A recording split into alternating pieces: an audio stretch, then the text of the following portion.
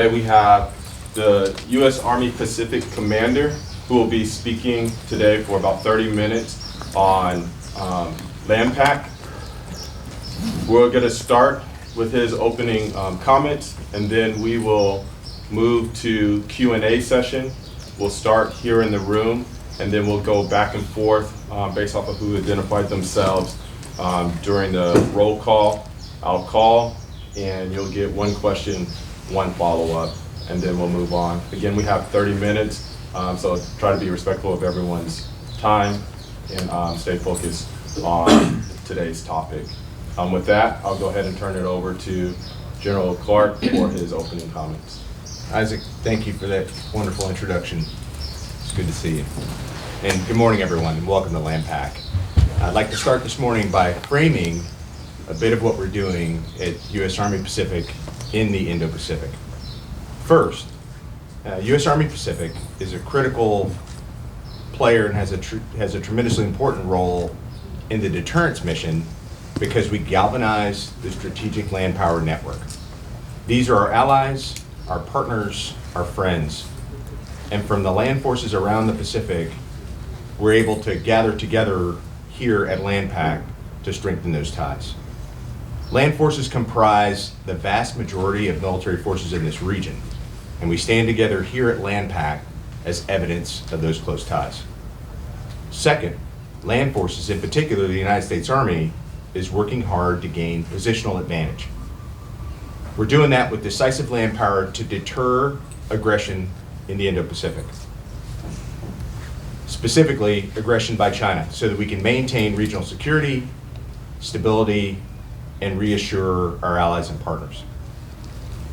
As directed by Admiral Paparo, the commander of U.S. IndoPACOM, our mission is to prevail in competition, crisis, and conflict.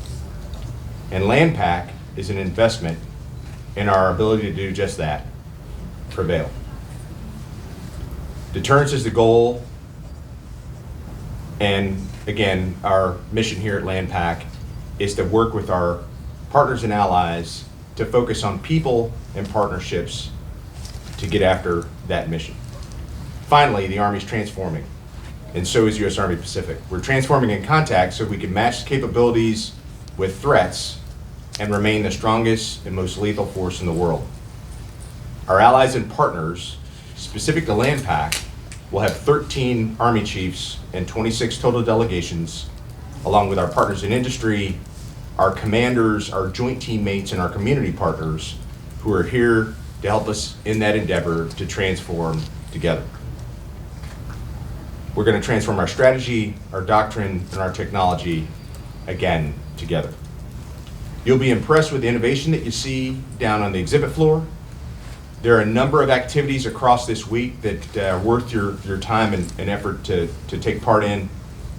And again, Isaac, thank you for the intro, and we'll open the floor to questions. All right, sir. We'll start here in the room with Kevin Odell from Star Advertising. Oh, okay, no pressure. Kevin, I'm the one answering the question. Well, okay. I guess that kind of forces me, though, just because I know that our colleagues nationally probably aren't going to ask the question.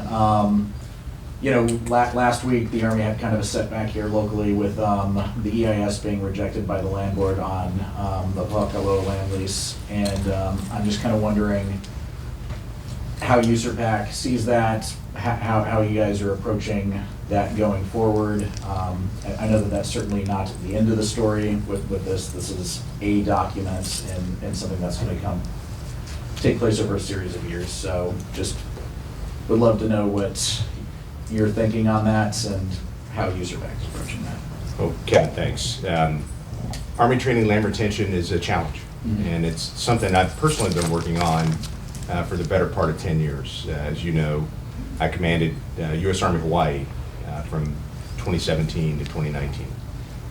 And our ability to live and train in Hawaii is very important, not just to the Army and to U.S. Army Pacific, but to national security. This is an issue of defense of the homeland, which, as you well know, Hawaii is a key part of that strategically. So the Board of Land and Natural Resources made a decision. We accept that decision and look forward to continuing to negotiate in good faith with the state of Hawaii to come to some workable solutions with regard to land retention.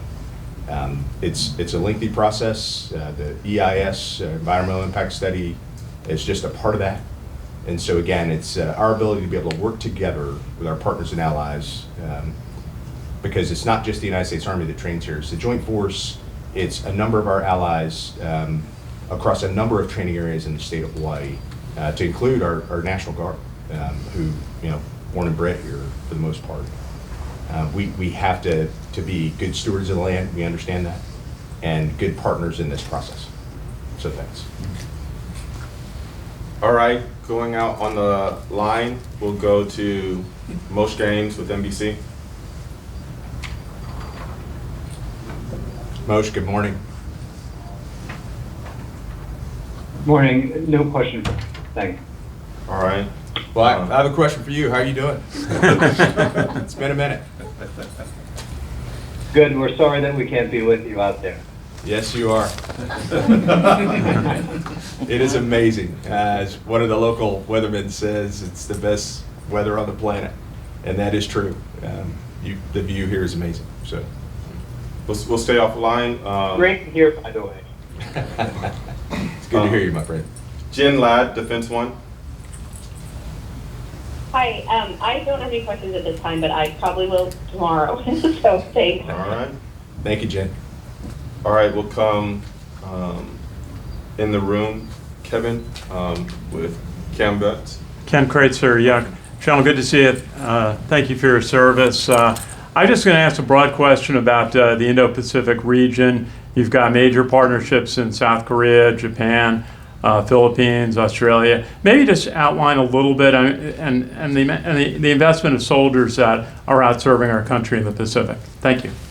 Ken, thanks. This is a great opportunity at LandPac to see that firsthand. You're going to have a series of engagements from senior leaders from across the Indo-Pacific, from all the services for the most part, who will be here either in a keynote, on a panel, or just having discussions in the audience from the Joint Force. So our ability to be able to partner and really talk about the strength of the Strategic Land Power Network is important. The opening keynote is going to be given by Admiral Paparo, the Commandant IndoPACOM, and he's going to lay out the importance of land power as well. But what I'd offer to you is that there is not just the LandPac proper that we're undertaking this for the next 2.5 days. There are two other adjacent but connected activities as well. There's a LandPac Leader Development Forum that's going on as well with some of our more junior leaders, where they're on really a journey of leader development with a number of senior leaders throughout the 2.5 days that are going to really spend time with them and invest in their leader development focused on land power in the Pacific. Really great agenda. They've got some dynamite keynote speakers. They're going to take a trip to the National Cemetery at the Punch Bowl and talk about the service and sacrifice of some of our fallen comrades who've served our nation with distinction over time, led by Alan Ho, who's a civilian aide to the Secretary of the Army Emeritus. And then there's a senior enlisted leader forum as well, led by our Command Sergeant Major, Jason Schmidt, where the senior enlisted leaders have their own forum to talk about issues and challenges and opportunities for our soldiers across the region. So LandPac is going to be a great opportunity to focus on the contributions of our military teammates really across the region, because we've got the right leaders here to have those discussions. You mentioned Korea. So the commander of U.S. Forces Korea, Xavier Brunson, General Xavier Brunson, is going to be one of our keynote speakers on day 3. Tremendous leader. He'll be here throughout the conference and available to talk about the partnership that he has with IndoPACOM and with USERPAC, who has 22,000 soldiers in the Republic of Korea. So again, having the right leaders at the right place to be able to talk about that strategic land power network is very, very important. U.S. Army Japan, their commander, Major General David Womack, is here, along with his counterpart, the Chief of Staff of the Army for the Japanese Ground Self-Defense Force, General Morishita. So General Morishita is going to be on a panel with me, the Chief of the Philippine Army, and the Chief of the Australian Army to talk about how we're working together to gain positional advantage. And part of that is really tied to deterrence and stability and security across the region and how we work together to do that. Thank you, sir. Thank you. Appreciate the question. Going out on the line, go to Haley Britsky, CNN. Hi, thanks so much for doing this, sir.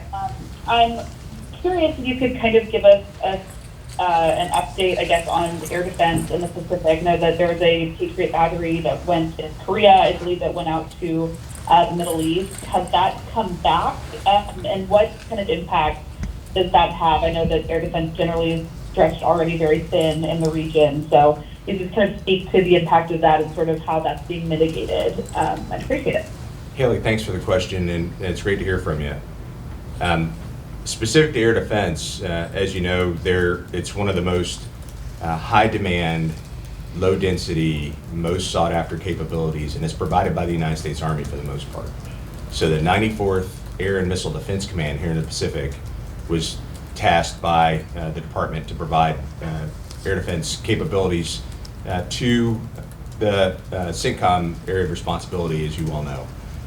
Those forces and the capabilities have not yet returned. However, again, it's an entire air and missile defense command. So our ability to be able to leverage other capabilities and assets to assist in the air defense missions here across the theater is ongoing. So in terms of would we want to have those forces back here to help us with our mission? Absolutely. But as we think about and frame our opportunity to, again, deter, because it's a defensive capability, as you well know, very, very important to have those soldiers in the right place at the right time on mission. So no, they're not back yet. Yes, they are performing duties and functions that are absolutely necessity to protect our forces in the CENTCOM AOR. And we do have capability right now to be able to mitigate any challenges posed by the fact that those forces are forward deployed in CENTCOM. Hope that answers your question. It does. Thanks, sir. Thanks, Haley.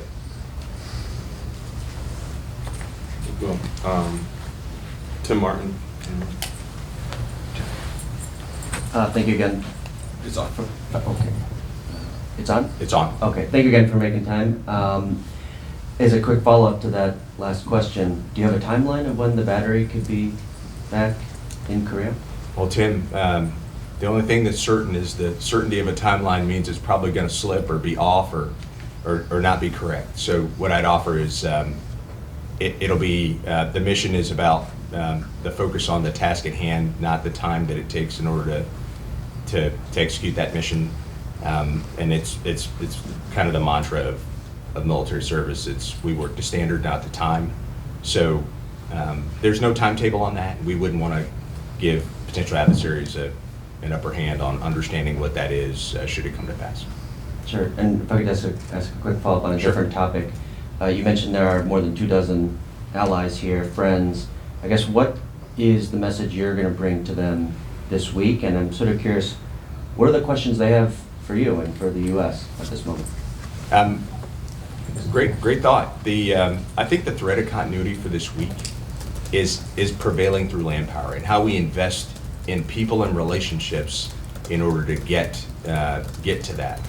These are not first conversations in most cases. I have personally served in the Indo-Pacific in Hawaii for 9 years across multiple assignments. So the relationships that we enjoy in the Joint Force and with our partners and allies are resident and evident.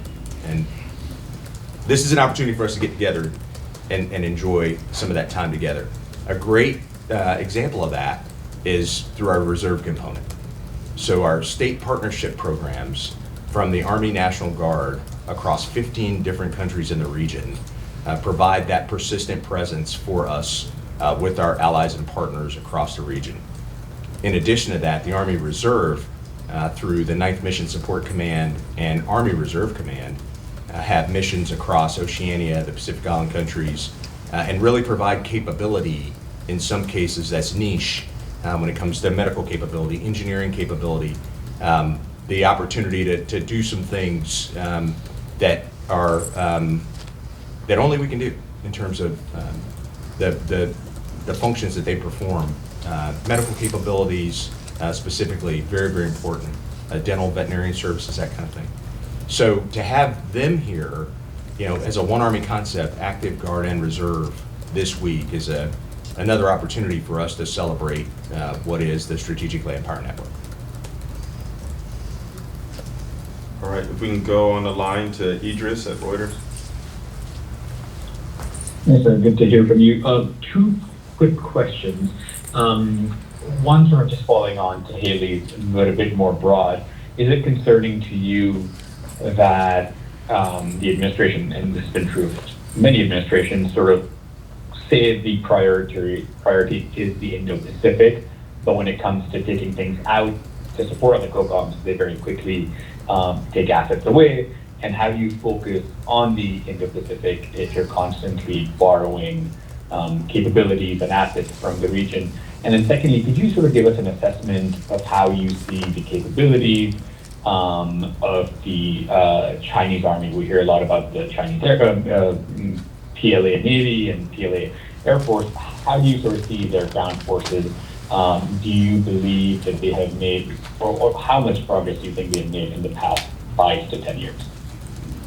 Idris, thanks. To your first question about assets departing the region, given the fact that this is the priority theater, I would offer that there are puts and takes in this process. So it's not just capabilities that are leaving the region, but it's also a focus on ensuring that we have the right mix of capabilities across the joint force here in the Indo-Pacific to really prevent war, first to deter, and then to prevail in crisis or conflict if required. So from the Army's perspective, the investment in U.S. Army Pacific has really increased in a way that is very helpful to our mission. So for instance, Project Convergence Capstone 5 Bravo, where we've tested a number of cutting edge capabilities and put them in the hands of the warfighter so that we can, again, focus on being as prepared and ready as possible given contingency or crisis, happened across a number of locations in the Pacific. And it's the first time we've ever taken, as the Army, capstone activities from Project Convergence outside of the continental United States. We're starting to see through the Army's transformation initiative capabilities that are moving to the Indo-Pacific for the first time, and in some cases it's a capability that's being fielded in earnest for the first time. So the multi-domain task forces, for instance, first, third, and fourth are all identified as focused on in Pacific facing. So first and third multi-domain task forces are already in the Pacific on missions, conducting operations, activities, and investments across the theater to, again, deter China. So it's not so much, one air defense battery has been deployed to the CENTCOM AOR, and that equals a message that that we have shifted away from the Indo-Pacific. I would offer that the number of capabilities that have moved to the Indo-Pacific to assist us in our mission and in our efforts is increasing, and really in a way that puts the priority on the theater that makes the audio match the video. With regard to the PLA Army, I'm not going to give an assessment of their capability, but what I will say is that we are focused on understanding their modernization, on intelligence gathering capabilities on our end that give us an understanding of their ability to be able to not just operate in the land domain, but also any joint capabilities that they're trying to develop. Because again, you're talking about an adversary that spent 20 years developing an anti-access area denial capability that was focused against our air and maritime threats. What we have developed over time through the Joint Force is a capability to flip the script, if you will, that land forces, in this case, can provide access to air and maritime capabilities on and from the land through our ability to have long-range precision fires, intelligence, information operations, cyber, and space capabilities that are not easily targetable, are dispersed, are easily camouflageable, and give us the ability that in time and space dominate, if you will, and pierce the A280 threat that China poses to allow access to air and maritime capabilities. So we're in a position where we're paying attention to, in some cases, the breathtaking modernization of PLA forces across all domains, and at the same time focusing on our ability to innovate and put capabilities in the hand of the warfighters that is going to give our adversary pause. That's what LandPack is about.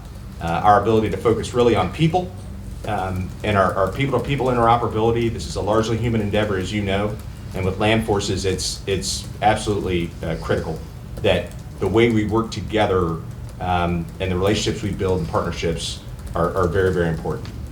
Those partnerships at scale is really an advantage that we share across our allies, partners in the Joint Force that China just cannot leverage and does not have.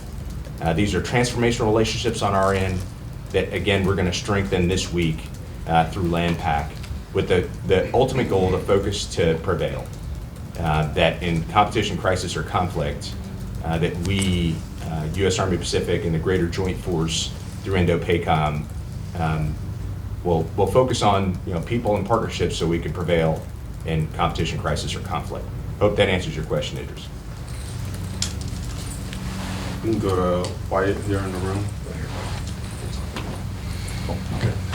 I have a two-part question about positional advantage. Does USAPAC and partner armies in the Pacific have positional advantage right now in May 2025? And the second part is, could you provide two tangible things that are being done by the Army to either maintain it or to achieve it? Wyatt, thanks. Good to see you again. First, on partners and allies and positional advantage.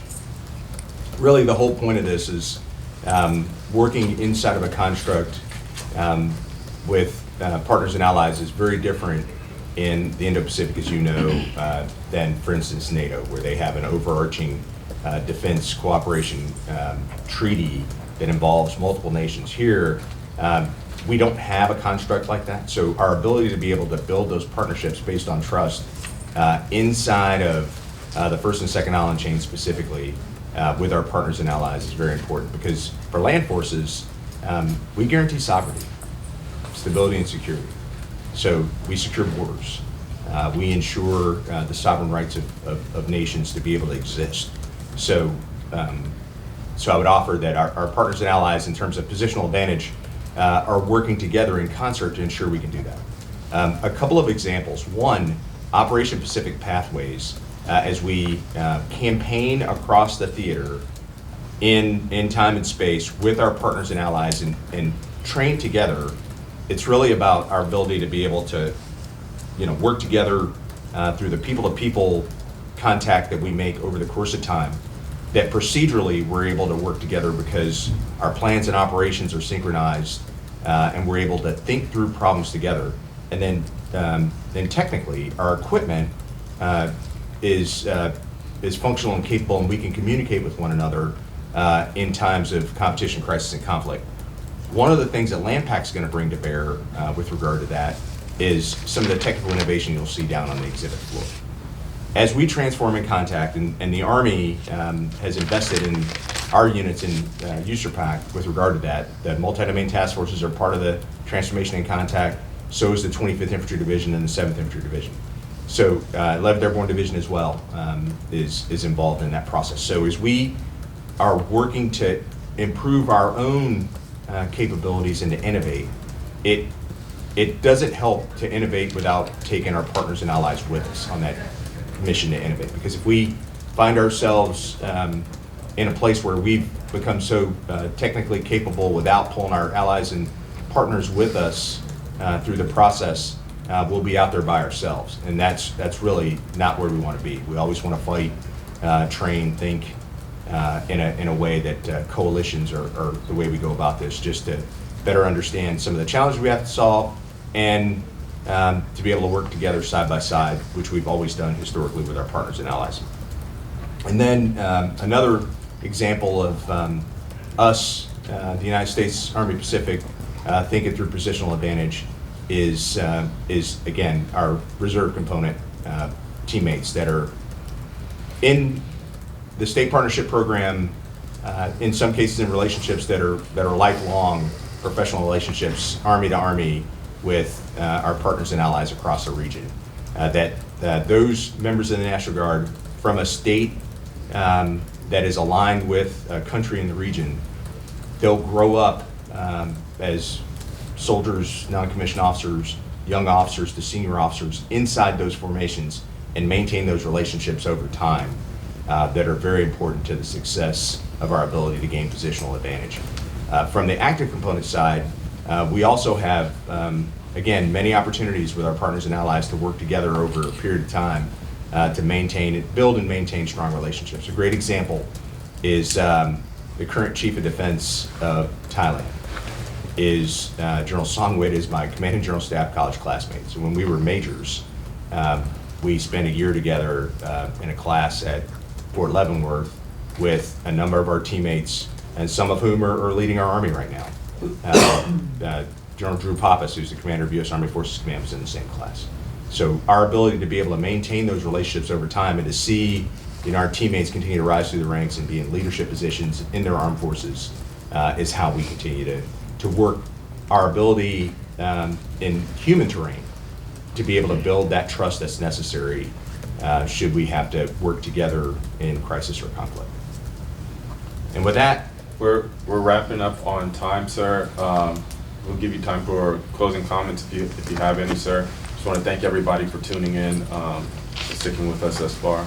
So over to you, sir. as a closing comments, one, to members of the media, thank you for your time in helping us to tell the story about land power in the Pacific and the Strategic Land Power Network. And AUSA and LandPac this week, we're going to do a great job of showcasing that for you so you get a better opportunity to see the contributions of our teammates, military, government, academia, industry, working together for the purposes of, again, building the relationships that are necessary in order to deter our adversaries in times of conflict or crisis.